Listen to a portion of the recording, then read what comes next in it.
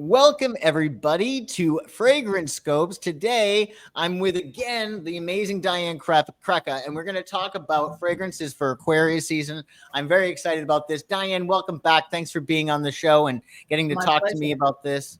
Yes, my pleasure. It's very exciting. I love it.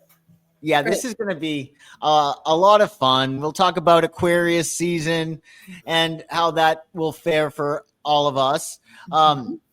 So just for the people at home, what we're going to learn about today is how Aquarius energy fuels innovation, independence, and originality.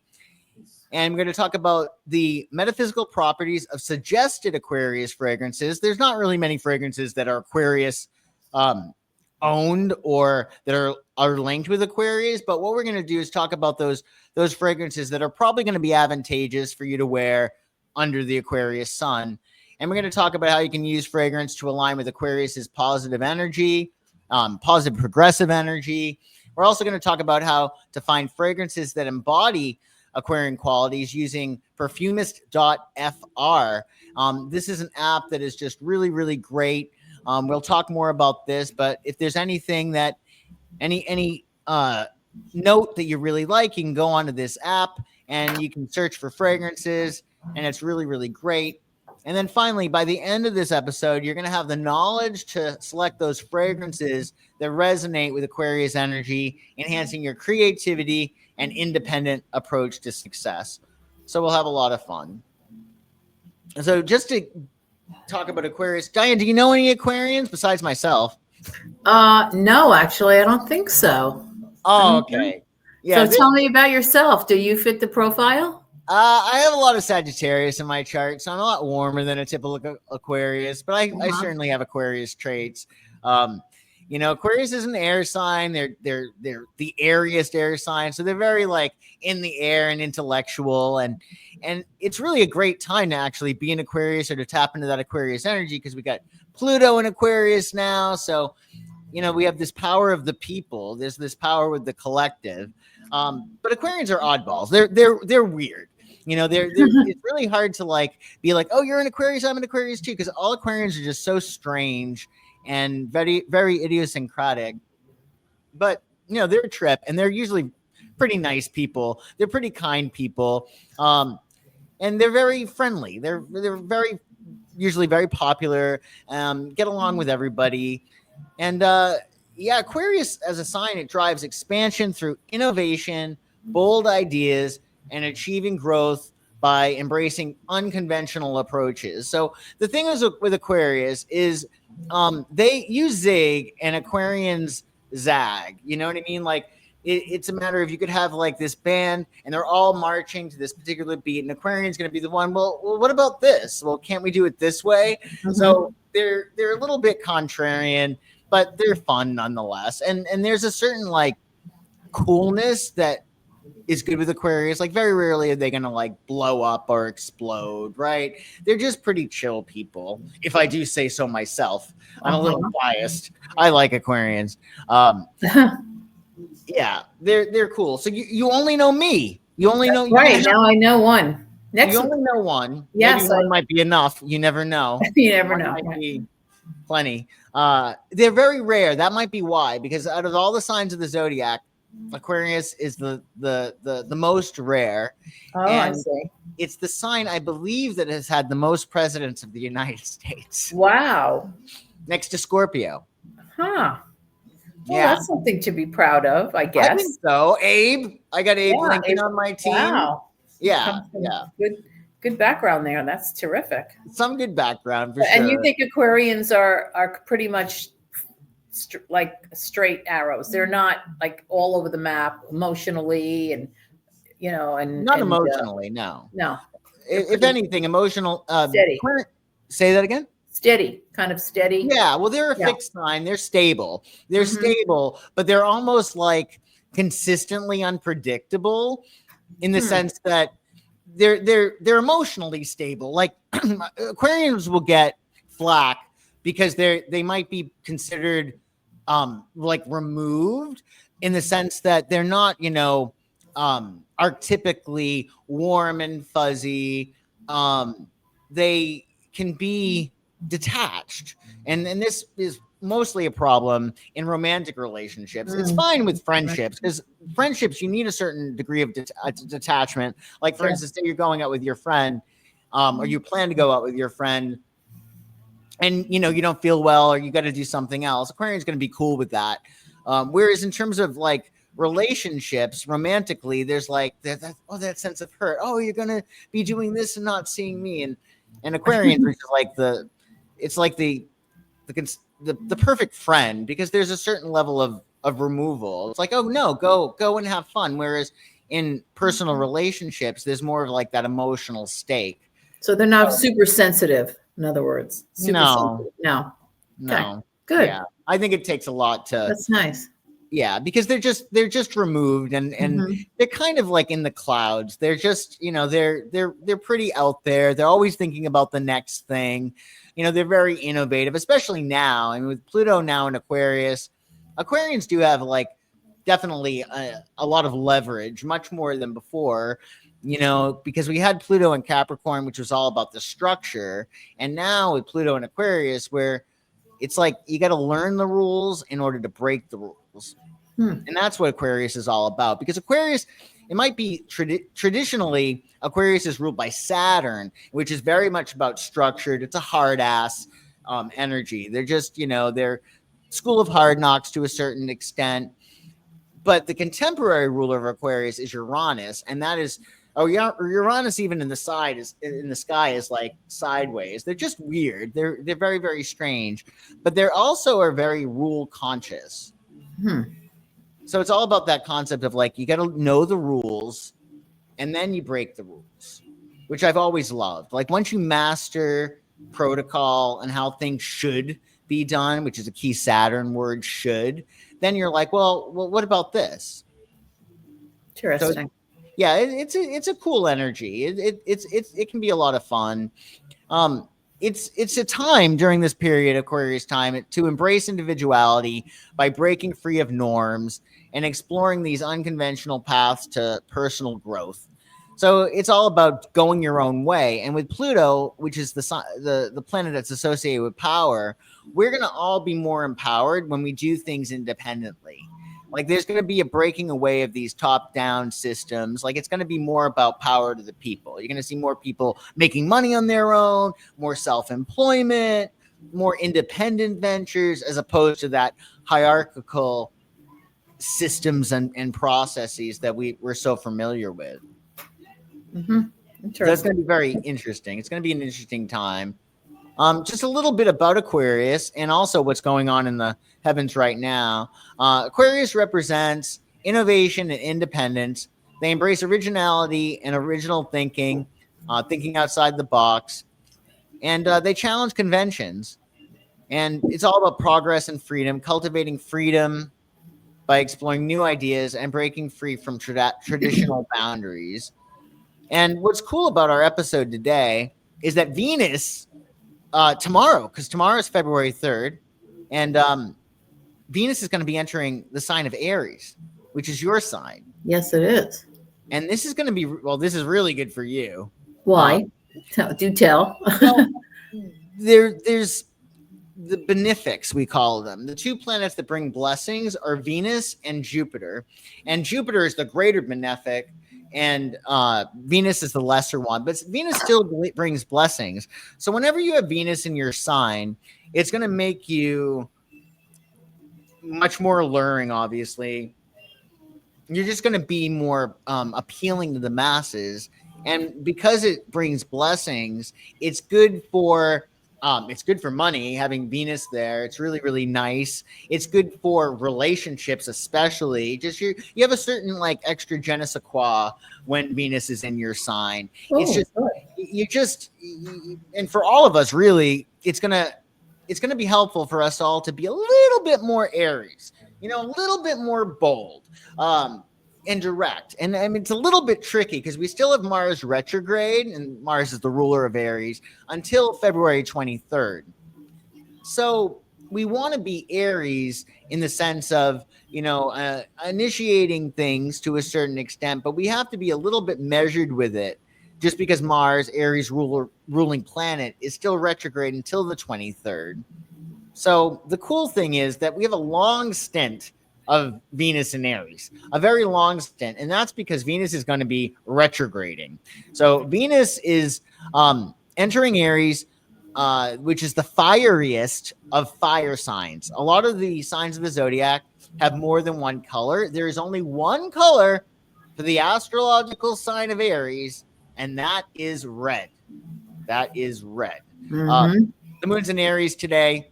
I usually wear red when the moon is in Aries, but out of respect for you, Diane, I did not want to. I would have worn red. It's my best color. I love it. Red lipstick, red nails. Oh, okay. So isn't that funny? You're always. Yeah, right. So there we go. Yeah, there's only one color. So I would say that if you're watching this during Venus and Aries time, really lean toward red. Whenever I'm with an Aries or working with an Aries, I won't wear red because it's just like out of the respect. Do you know what I mean? Like they should be the red. You know, I don't need to be Aries in this lifetime. I'm sure I was perhaps in a previous lifetime, but I don't need to be Aries in this one. So with Venus entering the fieriest of fire signs, it's going to spark boldness in love, beauty, and self-expression. So with this transit, it's going to be the perfect time to experiment with daring fragrances and to embrace your unique style with confidence. So I feel like with the Aries energy, we should try to get a little bit out of our comfort zone. We should just push the envelope, you know, just a little. Right. You know, just a little bit. Right. You know, I think that sometimes even if you think about the color red, like I think it takes a lot of confidence to wear red. Yes, and to you know, and metaphorically, you know, if we apply that concept of boldness to fragrance, we're talking about those fragrances that pack a punch, right? Yeah. I think red is almost like it's an automatic signal. Like if somebody walks into the room wearing red, I think people almost have a preconceived notion of that person because of the fact that they're wearing red. Yeah. You know, I know for myself when I in the workplace, if I go to a luncheon or something, most people are wearing black, white and black, you know, and the person that wears red is going to stand out right away. You know, like to me, it's like, now that person has confidence, you know, you can just tell. So 100%. Yeah. And they say, I forget who is, some very famous fashion person, but she said, when in doubt, wear red. Red. I'll find out where that came from, but yeah, that's what they say, and it does make sense. You know, it does. You feel strong in red, and also biochemically or physically, the color red is the base chakra. So we have all these different chakras, and the base chakra is the color red. It's the base of your spine. It's called the root chakra is what it's technically called, but it's at the base of your spine, and it's about survival. So when we go then up the chakras, so first you feel safe, because that's like the prerequisite to everything. You got to feel safe. You got to make sure that you got, you know, the basic necessities. You got food to eat. You got a place to live. You got clothes on your body, right? Like the basics. And then when you have that survival down pat with that red root chakra, then you get to enjoy the experience, because the next chakra is orange, which is about pleasure. Then the next one is your solar plexus chakra, which is all about your will and your power. And then you have the heart chakra, the throat chakra, the third eye chakra, and the crown chakra. But it starts with that root chakra, because you want to make sure that your basement is all set, because if you don't feel safe, no bueno. You're not going to be able to really, you need to make sure that safety is first, because it's prerequisite to all of the other feelings that you want to experience, you know? Yeah, makes sense. Good to know. Yeah, red is good. Like I work with a lot with chakras, but it's always good to like start with, you know, wearing red. Like for a while I was doing it like every single day of the week. I sometimes do it once in a while, that you wear red. I like personally wearing red on Tuesday because it's Mars's day. Then the next day you wear orange, next day yellow, next day. Oh, I see. And then what you're doing is, and what's also cool, Diane, I don't know if you know this, but every single musical note corresponds with a chakra. So wow. You know how you always start with C, that's your root chakra.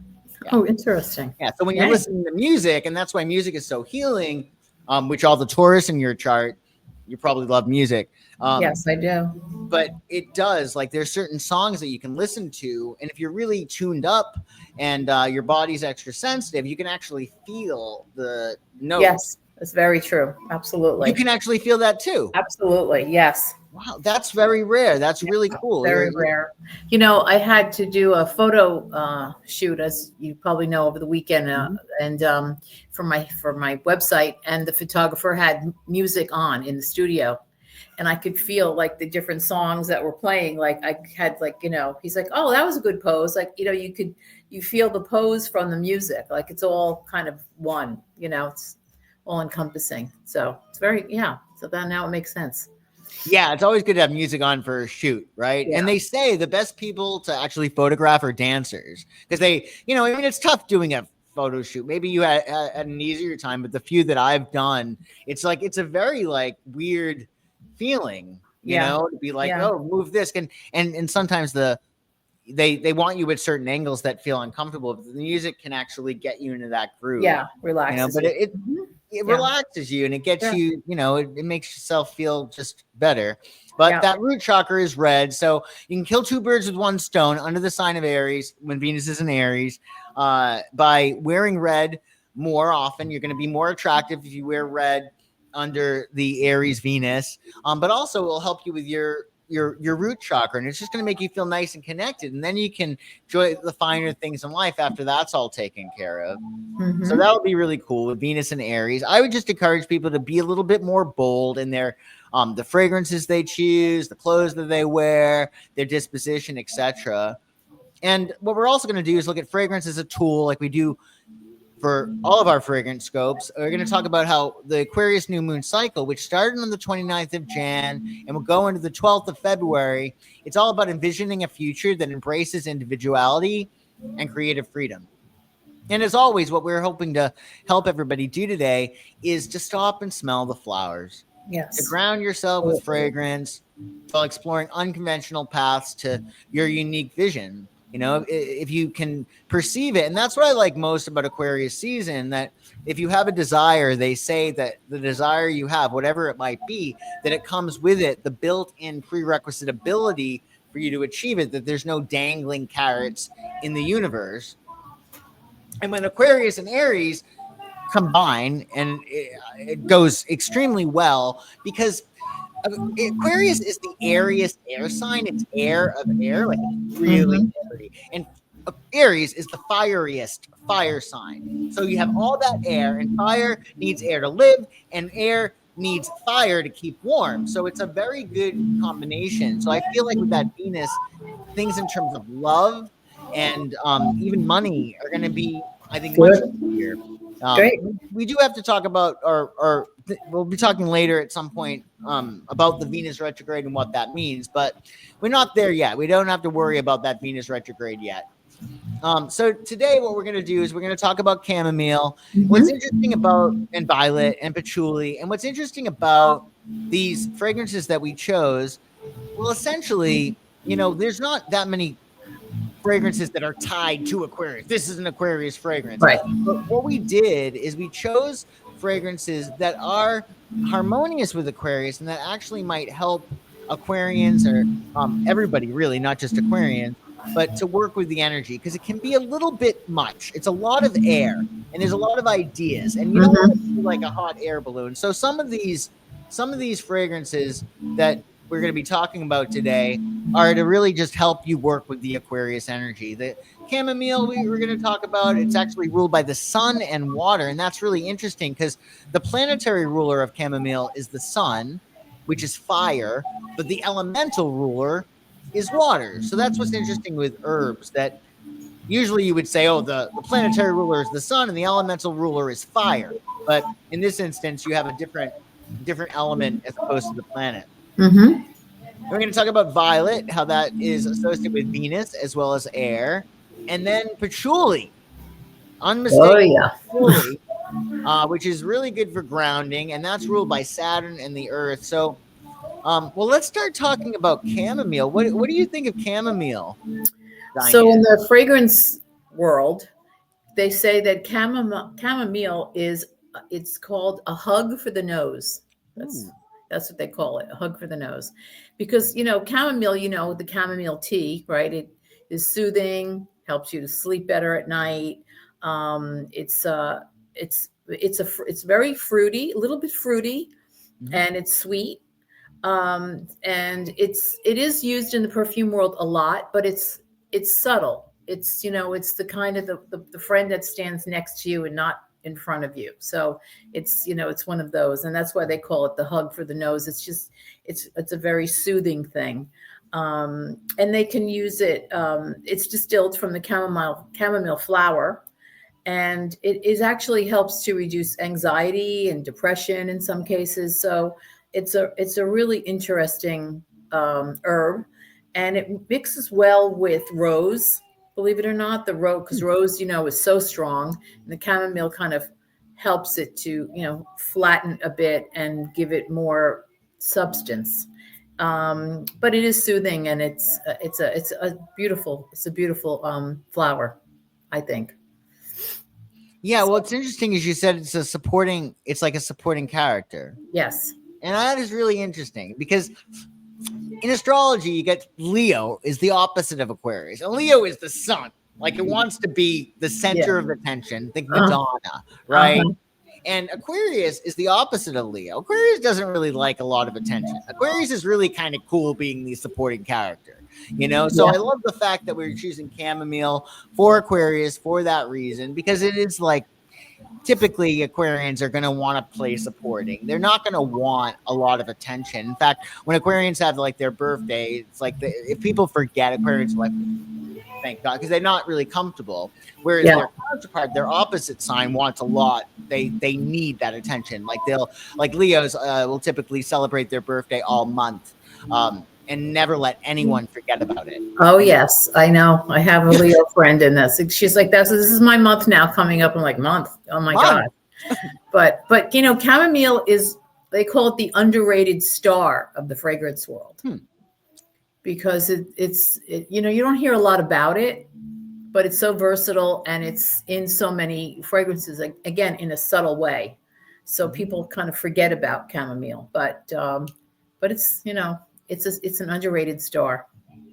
I think that makes a lot of sense. And also, what's cool about chamomile for Aquarius season is that Aquarius often operates off of nervous energy, right? And you get a lot done under nervous energy, but sometimes it's not always good for the nervous system, right? And I like chamomile for Aquarius season because, well, it's very, very calming, and I think it's good for your nerves, right? Yes, absolutely. Do you ever use chamomile tea for sleeping, or? When I gamble. So they say if you put chamomile on your hands before you gamble, you'll win. And it has really? Does it work?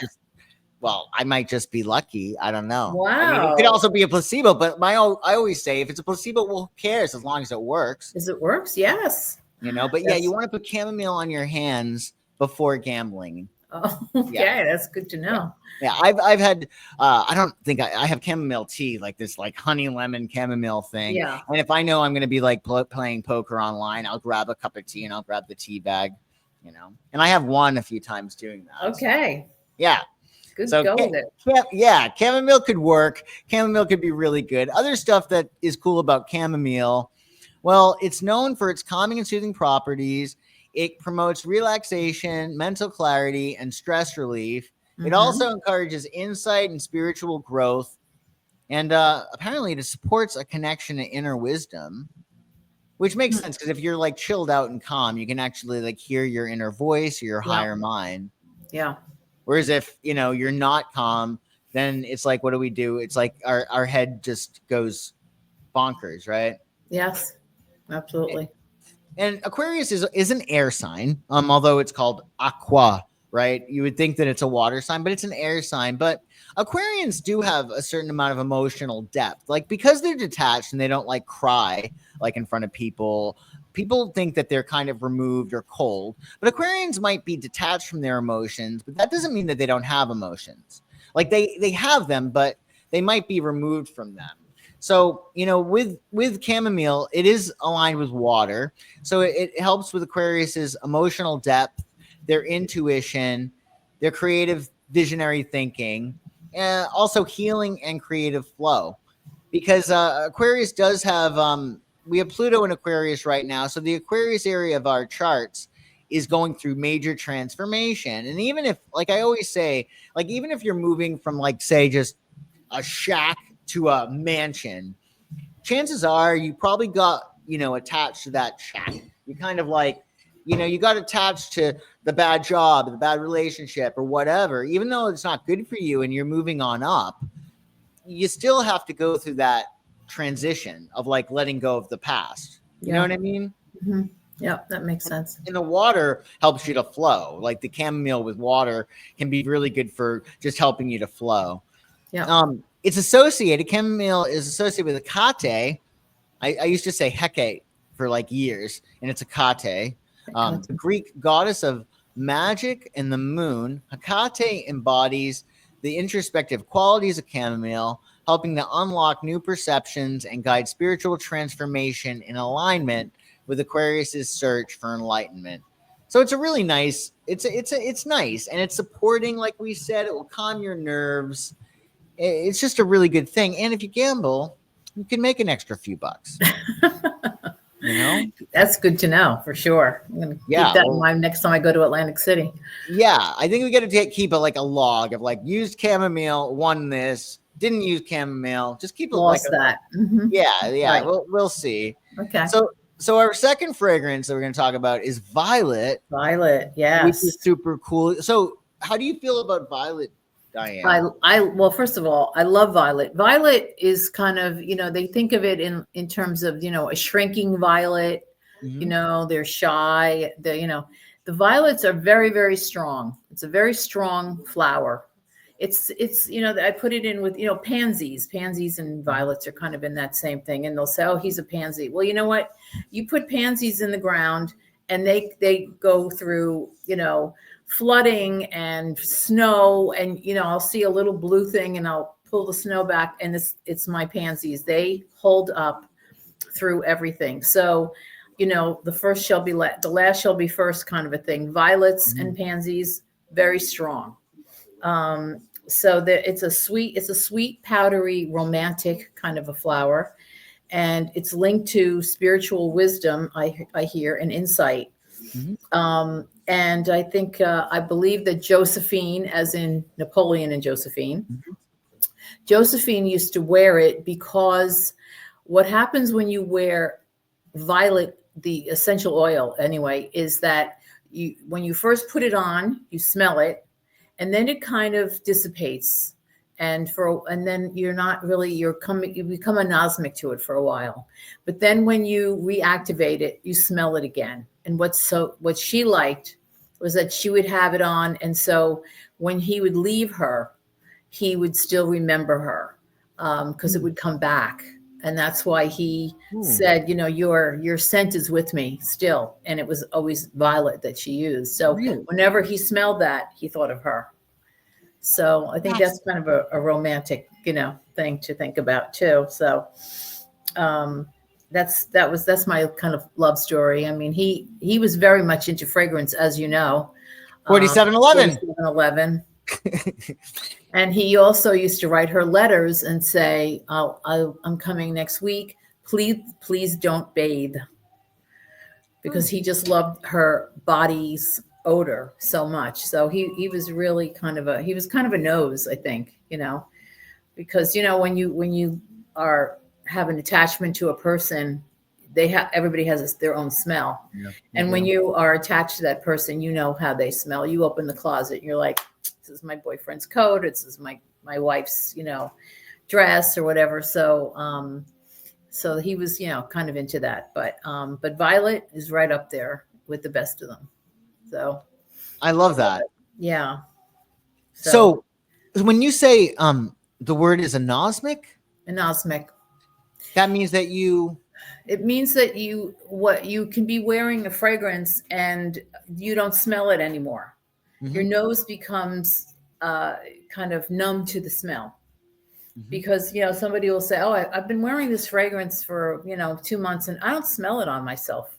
You don't smell it on yourself because you wear it every day. And so your nose becomes used to it. It's almost like, I hate to make this comparison, but if you walk into somebody's home and it smells bad in there, whether it's the rugs are dirty or the cat litter hasn't been, whatever, there's a bad odor. But the person that's living in the house has no idea because they're anosmic to their odors, Right. So yeah, it can be a dangerous thing, but just because you can't smell the fragrance on you, you have to ask a friend, can you smell what I'm wearing today? And if they say no, then that's a different story. But most of the time they'll be like, yeah, I love it. It smells this or it's that. You're just anosmic. That's all. And that's why it's good to change fragrances and not wear the same thing day after day after day. Change it up. Like you said, wear different colors on different days, wear different fragrances on different days, because then it can enjoy the way you smell when you put it on. That's part of it. It's like a balanced diet. Yes, exactly. Yeah. That's right. Yeah. So, well, you also said something. I just want to make sure I understand it. Did you say that the smell goes away, but then it returns? Well, no, what happens is when he's smelling it on her for so long and they're together, he gets to be anosmic to it. But then when he leaves her, she always made sure that he had it on him somewhere, somehow. And then he would take off his jacket and be like, I smell her, it comes back. And that's why, it's always I hate to say it, but it's kind of a coquettish little, tip that if you're with someone and you can somehow get your fragrance onto his collar or onto his shirt or something, when he goes home and he takes that shirt off or something, he's going to have your smell on there. Yeah. Or if you're like staying overnight at his place, spray a little bit of your perfume on the pillow before you leave. Mm-hmm. And so when he gets into bed, hopefully alone that night, he'll smell you on the pillow, And if he doesn't go alone, it's going to chase the other girl away. Exactly. Perfect. Exactly. Like, what the hell is this? Yes. Like, who's this? Yeah. Yeah. See, you can use fragrance to break up a marriage, all kinds of things. There's this one of the most beautiful books I've ever read. I think it's called The Natural History of Love. It's such a gorgeous book. And it just talks about what happened in the old days of the way women would hold their fans to their paramours, think Lady Chatterley's lover or whatever. The fan would be held in a certain way. It would be like, I need to see you, or she would actually use her fan to give these messages. So so many cool things like that. But also, what about notes? Do you think that was a thing, at one point, say you're sending out a letter to somebody, or Valentine. We have Valentine's Day coming up. Sure. In fact. So yes. Spray the letter. Absolutely. Anytime. You can always do that. I mean, they do make fragranced, note paper, but you can do it yourself. I mean, you just have to make sure that you don't get too close, because then you'll get the oil, you'll stain it. But what I used to do is, I'd have to now people don't really send letters that much anymore. Unfortunately, it's kind of a, dying art. But what you can do is you hold the paper out and you just spray maybe, 8 to 10 inches away from it. Just very quickly spray it and wave it until it's dry. And let me tell you, the paper is a very good conduit for the fragrance. And then when you mail it, person will get it and they'll say, wow, this is terrific. So I mean, it's sometimes it's even like a lot of people, when they send out direct mail in an envelope, and there's lots of different paperwork and things, sometimes they'll fragrance that very subtly. It's like an ambient, it smells like leather a little bit or something. And it kind of gives you the right frame of mind when you go to open up. You're going to think twice about throwing it away. You're going to say, oh, let me open this. It smells good. So you can use it in the mail. Mm-hmm. That's good to know. I think that at some point in the future, you mentioned leather. I want to I think we should do at some point, maybe during Aries season, because I associate Aries with leather. The different fragrances that are for men and women. If you've smelled the different leather ones, we should totally do something like that. Because I love leather fragrance. That's my favorite. It's in the winter. I don't like it in the summer. Yeah. It No, bothers me in it's the very summer. heavy. It's very heavy. It's too much in the summer. Yeah. But another place to use violet, again, it's the same thing with, we can use lavender or violet, is in your underwear drawer. Huh. You know, like you can get the violet seeds and things, and you put them in a little sack and put them in your underwear drawer. And so when you open it up, your underwear all smells very pretty, and you kind of get a waft of it when you open the drawer. And it's, it's kind of a fun thing to do. It smells nice. Yeah, I can see women really liking that. I wouldn't put violet in a man's underwear drawer, though. No, I would not do that. I wouldn't do that. That you're gonna unless you don't want to see him ever again. Yeah, I'd be like, what the heck did you do to me here? No, that would not work. Well, if you want to get rid of somebody, yes, exactly. Put the violet there. A few things in terms of violet that I have to mention here. Let's see. Well, it's it's revered for its ability to encourage emotional healing and spiritual awareness. It's often used to promote, to open the heart chakra, to promote self-love and to create harmony in relationships. It also fosters, they say, a sense of calm, making it ideal for deepening intuition and understanding, which is pretty cool. It aligns with air, and Aquarius is an air sign, so it's good for their intellectual and humanitarian qualities. It supports clear communication and forward-thinking solutions, and it's associated with smarty pants goddess Athena. She was very, very bright. She was the goddess of wisdom and strategy. Athena represents the clarity and intelligence that violet supports, nurturing Aquarius's need to seek knowledge and spread truth for the collective good. So whereas chamomile is more supporting Diane, is violet more like main character, or definitely a main character? Yes, it's a main character. Yeah, if you use violet in a fragrance, you'll know it's there. It's always either a top note or a mid note. They're not going to use it at the bottom notes are more like the leathers, the heavier, the woods, things like that. But the florals, like a violet, is usually the star of the perfume. So although men won't be putting violet in their underwear drawer, they could, though. Would there be are there colognes with violet for men?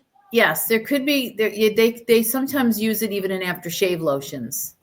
Yeah, it's more used in like an aftershave. It's not particularly feminine. If it's used by itself, it is. But when you mix it with other things, it kind of it could be unisex. It's very, it's clean, and it's a very pleasant note.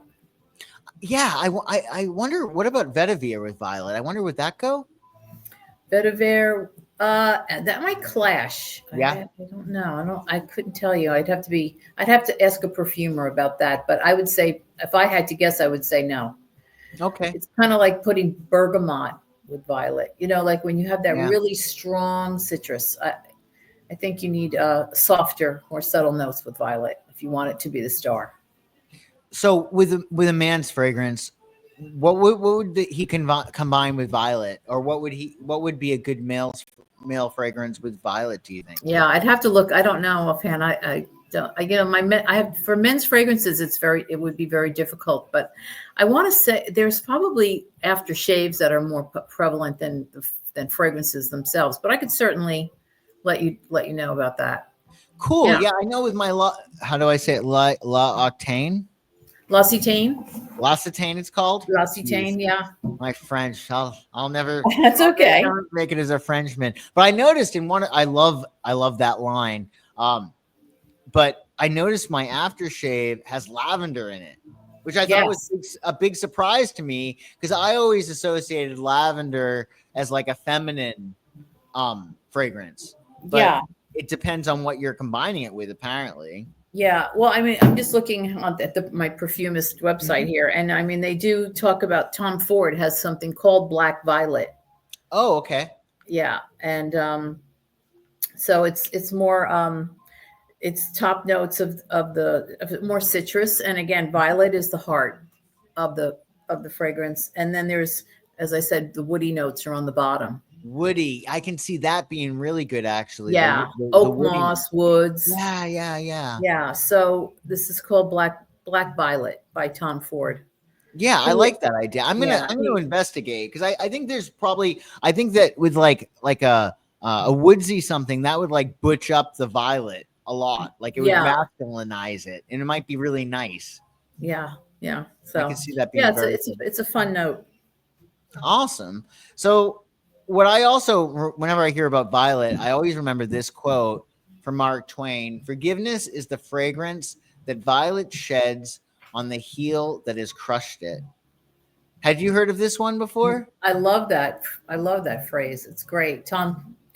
Mark Twain did it. It's terrific. Yeah, makes Yeah, sense. so it's so Yeah, nice, and I feel yeah. like what I've noticed in my journey through life, like as soon as you wind up forgiving, and it's not always easy, but I think that during Aquarius season, it's easier too because you have that removal, like forgive them, Father, they know not what they do. Like people, I think with when the sun is in Aquarius, we have a certain like removal or detachment, and we understand that like this person is only people usually do what they're capable of. Like they're coming from where they're at in that moment in time. So my point being that like when we get hurt by people, typically it's not intentional. They weren't trying to like hurt us, right? Hmm. And I feel like with forgiveness, as soon as you wind up forgiving, it's almost miraculous. These new forms of abundance just come into your life. And I feel like I don't understand how it works. I guess theoretically it's a matter of that space that was like toxic with that resentment or animosity. That for whatever reason, when you wind up forgiving and letting all of that crap go, I've noticed not just from myself but from clients that all of this new abundance opens up, and it's just a very wise thing to do. I mean, obviously there's sometimes going to be a mourning process, but I think forgiveness is really key to more abundance and falling in love again and just Yes. all the good things in life. Yeah. Doesn't it also? It unburdens you, doesn't it? Because you Yeah, have this heaviness on you from having all this anger in yourself, in your body. That's churning up every time you think about whatever it was. And when you let it go, for me, it's like you're lighter. You're freer. It's like the weight is taken off. It's been taken off my shoulders, kind of. So yeah, yeah, yeah. I, It gives I you a get to lot a point where I forgive, and then I forget what it was that they did even. And then somebody will say, remember when he did that? And I'm like, he did? I forgot. I yeah. just kind of That's done the cool next. thing. Yeah, I think that's the cool thing about Aries. Like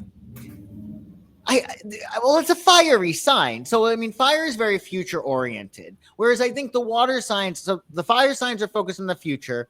The earth signs are in the present. The water signs are nostalgic. They're thinking about the past, and the air signs usually bop around. They can go past, present, and future. But I think Aries and other fire signs are so future oriented that they're not going to be thinking, oh yeah, take out the list of how this person, like they're too, they're so much focused on the future that they very rarely, I think, hold grudges. You know what I Yeah, mean? it's a waste of energy for me. It's a waste. Yeah, yeah, Forget it. Let it go. yeah, Yeah. exactly. So Exactly. So Violet's great. We like Violet a lot. And then we have Patchouli. Now I have oh a lot yeah. of mixed feelings about this. What do you think about Patchouli, Diane? Well, you know what? Patchouli, people have been smelling this on the streets for many, many years because it hides the odor of marijuana very Huh, well. does And it? so before marijuana was legal anywhere, if I would walk down a certain street in Manhattan and I smelled patchouli, I knew that they had been smoking pot Yeah. because patchouli kills anything. It is so strong, and it's very distinctive.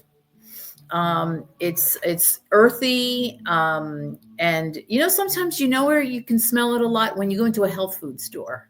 You know that smell that you get when you walk into a health food store? It's a very distinctive smell. That's usually patchouli in there. Huh. Because you can't kill it. It's, you need a priest to get it out of anywhere. You need to get it like exorcised. It gets on your clothes and you can't get it out. So you have to be very careful on how much of it you use. It's very popular for diffusers, candles, things like that. Patchouli. It's the person who wears patchouli, they say, has a lot of self-confidence. Huh. You have a lot of self-confidence, and they're very determined, I would say, because they exude like, I'm wearing something very strong, and so here I come, so, but patchouli, everyone knows that smell. There's no way. As soon as you smell, you say, oh yes, of course, that's patchouli, so. And so they use it in a lot of fragrances, but and it can be kind of old-fashioned if you don't use it correctly. A lot of older women have a tendency to go to heavier fragrances. Why? Because as you age, unfortunately, your nose becomes less sensitive. And so it takes a lot more for an older person to smell things that a younger person would pick up right away. So, in my business, as you get older, you're a little more desensitized to the finer notes, unless you keep up your nose. Your nose is an organ that you have to keep exercising all the time. And if you don't, you lose it. Huh. So that's why I'm always smelling. I just came from the store now. I just went through a ton of fragrances just because I like to keep my nose, you exercise your body, you got to exercise your nose as well. I never knew that. Wow. Yeah. Now, would you wear patchouli? No, I would never wear it. I was going to say, I can't picture you wearing patchouli. Absolutely not. No, Yeah. It's too strong for me. And it's more masculine, really, anyway, than feminine. If you want to cover up something, a really bad odor, use patchouli. That'll do it.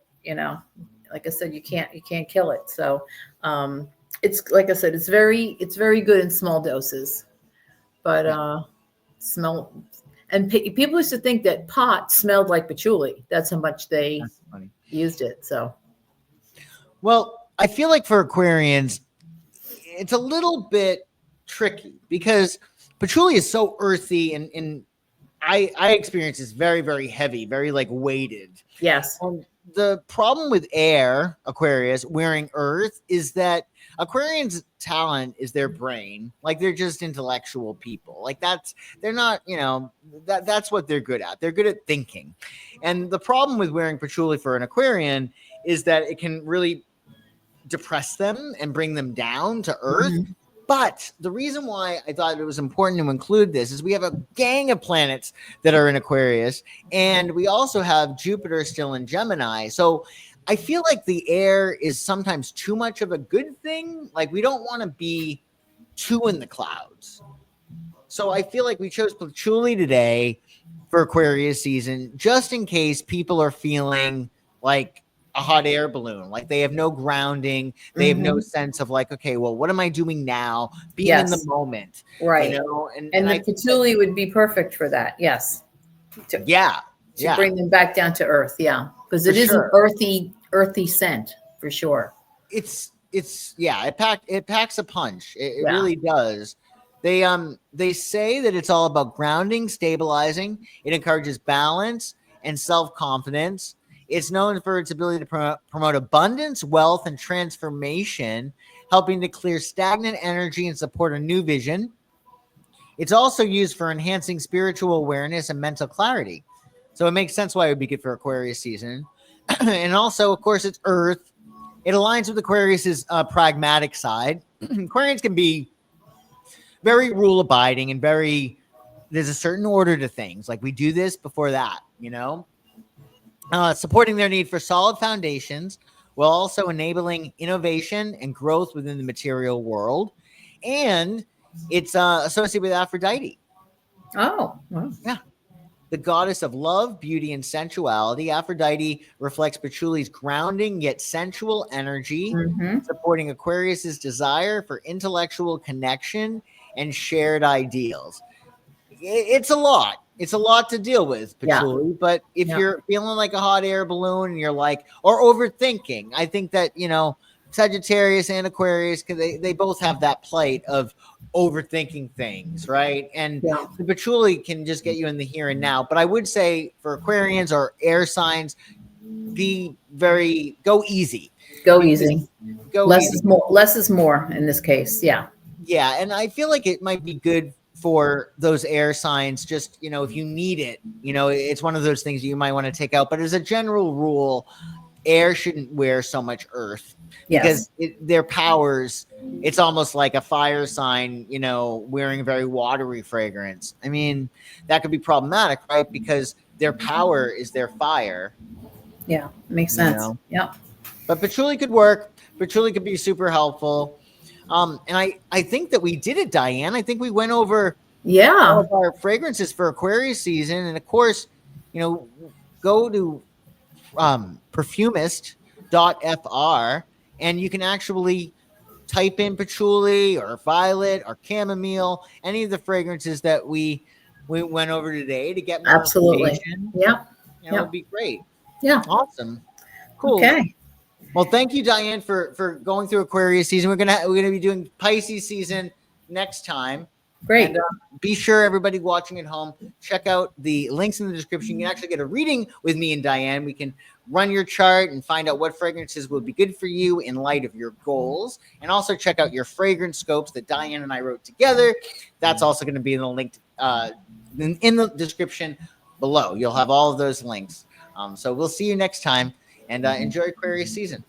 Yes, thanks. And happy birthday. Bye. Oh, yeah, thanks. Bye.